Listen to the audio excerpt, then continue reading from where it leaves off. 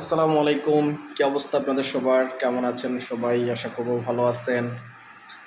দেশের যা অবস্থা দেখতে পাচ্ছি, গোপালগঞ্জে কি হচ্ছে সারাদিন কালকে, পুরা একটা তুমুল কিচ্ছা কাহিনী, কি বলবো।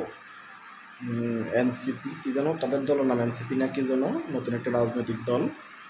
তারা আপনার কি বলে এই গোপালগঞ্জে প্রোগ্রাম করতে গেছে। কেন ভাই, গোপালগঞ্জ ছাড়া কি আর দেশে আর কোনো জেলা ছিল না? সেই জেলাগুলোতে কি প্রোগ্রাম করা যেত না? গোপালগঞ্জে প্রোগ্রাম করা লাগবে। তো গোপালগঞ্জে প্রোগ্রাম করতে যায়, পরবর্তী কাহিনীটা আপনারা সবাই জানেন। মিডিয়ার মধ্যে ছড়াইছে, ফেসবুকে ছড়াইছে, অনেক গুজবও ছড়াইছে।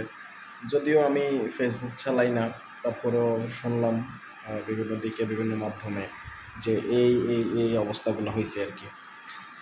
তো কি বলবো ভাই, মানে ছোটো ছোটো বাচ্চা বাচ্চা ছেলেরা যা শুরু করছে, এটা আসলে সত্যি অনেক দুঃখজনক, বেদনাদায়ক।